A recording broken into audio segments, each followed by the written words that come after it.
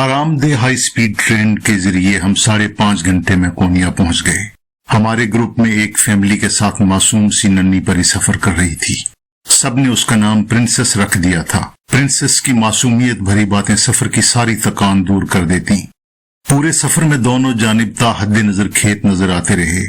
یوں سمجھ لیجئے ایک بہت ہی عظیم پینٹر نے ایک طاقتور برش کی مدد سے ہرے، گہرے سبز، بھورے، مٹیالے اور نیلے رنگوں کو ملا کر انتہائی مہارت کے ساتھ حد نگاہ تک پھیلے ہوئے کینوس پر ایک شاہکار تخلیق کر دیا تھا۔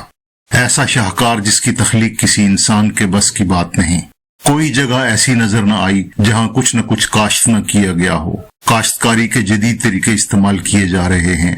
کونیا اگرچہ 5000 سال قدیم شہر ہے، تاہم اب وہاں جدید طرز تعمیر اور بہترین شہری منصوبہ بندی کا کمال نظر آتا ہے۔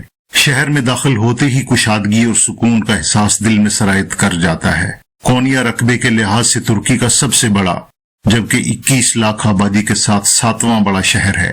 اسے ترکی کے اہم صنعتی شہر کا درجہ حاصل ہے، لیکن سیاحوں کی اکثریت کو مولانا رومی کی خوشبو یہاں کھینچ لاتی ہے۔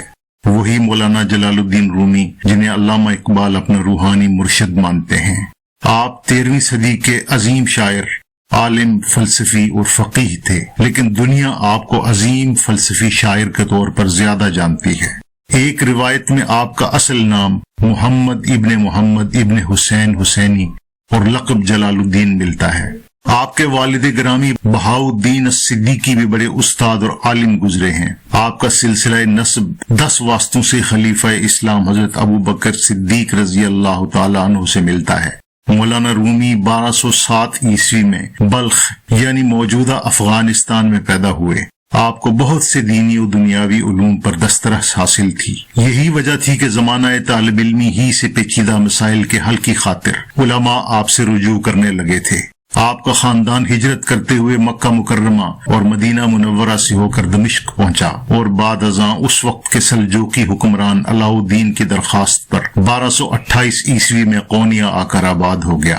رومی کون تھے اور ان کا مقام کیا ہے، اس کا احاطہ کرنا ان سطور میں تو ممکن نہیں، لیکن یہ ضرور کہا جا سکتا ہے کہ 7 صدیوں کی دوری کے باوجود ان کا پیغام عشق و اخلاص اب بھی ہمیں مسحور کر دیتا ہے۔ بلکہ یہ کہنا بے جان ہوگا کہ کم و بیش ساری دنیا اب تک رومی کے سحر میں گرفتار ہے۔ رومی ایران میں پیدا ہونے والے شمس تبریز کو اپنا مرشد مانتے ہیں۔ شمس تبریز کا شجرہ خلیفہ اسلام حضرت علی رضی اللہ تعالیٰ عنہ سے جا ملتا ہے۔ کہتے ہیں شمس تبریز نے دعا کی تھی کہ مجھے وہ شخص ملے جو میری صحبت کا متحمل ہو۔ ان کی دعا قبول ہو گئی اور کونیا میں ان کی ملاقات رومی سے ہو گئی۔ رومی 40 دن تک شمس تبریز کی خصوصی شاگردی میں رہے اور اسی دوران میں ان کے من کی دنیا بدل گئی۔ شمس تبریز کے منتخب اقوال، محبت کے 40 اصول آج بھی علمی حلقوں میں خاص مقام رکھتے ہیں۔ ہم مولانا روم کے مزار پر حاضر ہوئے اور دعا کی۔ مزار کے احاطے میں کچھ اور قبریں بھی ہیں، اور یہ اعزاز رومی کے روحانی شاگرد اقبال لاہوری کو حاصل ہے کہ ان کی علامتی قبر یہاں بنائی گئی ہے۔ یہ ترکی میں کسی غیر ملکی شخصیت کی واحد علامتی قبر ہے۔ ہم نے شمس تبریز کے مزار پر بھی حاضری دی۔ مولانا رومی کا انتقال 17 دسمبر 1273 عیسوی کو کونیا میں ہوا۔ ان کا یوم وفات ہر سال شب عروس کے نام سے منایا جاتا ہے، جو ساری دنیا کے سیاحوں کی توجہ کا مرکز بنا رہتا ہے۔ کونیا سے کیپاڈوشیا کا سفر بھی یادگار رہا۔ آرام دہ بس کے ذریعے 4.5 گھنٹے میں کیپاڈوشیا پہنچ گئے۔ راستے میں قدرت کی وہی خوبصورت کاریگری۔ بس میں جاوید چودھری کی ہلکی پھلکی گفتگو اور پیشہ وارانہ ٹپس سے سبھی مستفید ہوتے رہے۔ دوسرے ساتھیوں نے بھی خوب طب آزمائی کی۔ جاوید چودھری کی ریسرچ کے مطابق اگر آپ کسی شعبے میں ناقابل شکست بننا چاہتے ہیں تو اس میں 10,000 گھنٹے جم کر کام کریں۔ کیلکولیشن کی تو پتہ چلا کہ یہ 8 گھنٹے روزانہ کے حساب سے 1250 کام کے دن یعنی مسلسل 3.5 سال بنتے ہیں۔ مجھے یہ بات پرفیکٹ لگی۔ اگر آپ اللہ پر بھروسہ کر لیں اور کسی پیشے کو 4 سے 5 سال اپنی ساری توانائیاں دے دیں تو آپ کو درجہ کمال تک پہنچنے سے کوئی نہیں روک سکتا۔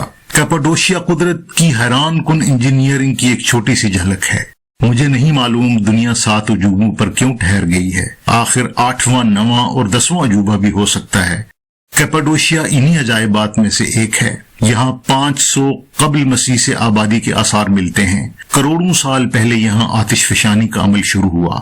پھر لاکھوں سال کی شکست و ریخت کے نتیجے میں کھمبیوں کی شکل کی چٹانیں وجود میں آ گئیں، جن میں سے بعض 130 فٹ تک بلند ہیں۔ ان میں لوگ غار بنا کر رہنے لگے۔ گوریمے کے علاقے میں یہ آثار بہت نمایاں ہیں۔ ہمارے ہوٹل کے آدھے کمرے غاروں میں بنے ہوئے تھے۔ ہم ان عجیب و غریب ستونوں کی وادی چمنی ویلی میں داخل ہوئے تو یوں لگا جیسے ہم ہالی ووڈ کی کسی پراسرار فلم کے سین کا حصہ ہیں۔ طلسماتی ماحول یا کوئی جناتی بستی۔ تصور کیجئے آپ خود کو کروڑوں سال قدیم وادی میں قدرت کے تراشے ہوئے نامانوس سے ستونوں اور غاروں کے درمیان پائیں تو کیسا محسوس کریں گے؟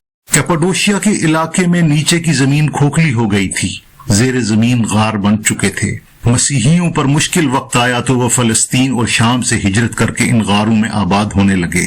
انہوں نے زیر زمین غاروں کو مزید وسعت دی اور ان میں شہر آباد کرنا شروع کر دیے۔ ان شہروں میں چرچ، رہائشی کمرے، ریستوران، غرض ہر طرح کی سہولت موجود تھی۔ کہا جاتا ہے کہ پہلی مسیحی کمیونٹی یہیں تشکیل پائی جس نے بعد ازاں آرمینیا میں جا کر اولین مسیحی ریاست کی بنیاد ڈالی۔ ہمیں غاروں کے سب سے بڑے شہر ڈیرن کویو میں جانے کا موقع ملا۔ اس کثیر المنزلہ زیر زمین شہر کی گہرائی 200 فٹ ہے اور اس میں 20,000 افراد کے رہنے کی گنجائش تھی۔ ہم تھوڑی دیر کے لیے بالائی منزل میں داخل ہوئے۔ غار کا اکثر حصہ اس قدر تنگ تھا کہ تقریباً سارا وقت ہم رکوع کی حالت میں چلتے رہے۔ کیپاڈوشیا کی صبح کا دل فریب منظر ہم کبھی نہیں بھول سکتے۔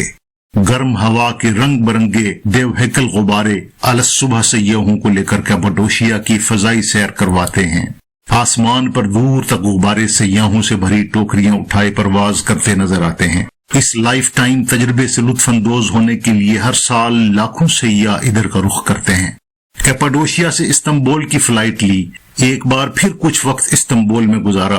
اگلی فلائٹ سے اسلام آباد پہنچے تو ساتھی ترکی کے سفر کی یادیں دل میں بسائے ایک دوسرے کو الوداع کہہ رہے تھے۔ ایک ہفتہ قبل جو لوگ ایک دوسرے کے لیے اجنبی تھے اب وہ دوستی کے رشتے میں بن چکے تھے۔ کوئی مجھ سے پوچھے کہ جاوید چودھری کے ساتھ ترکی کے سفر سے ٹرکش ڈیلائٹ کے علاوہ کیا لے کر آئے تو میرا سیدھا سادہ جواب ہوگا کہ پازیٹیو ایٹیچیوڈ پر بڑھتا ہوا یقین اور بہت سے نئے دوست۔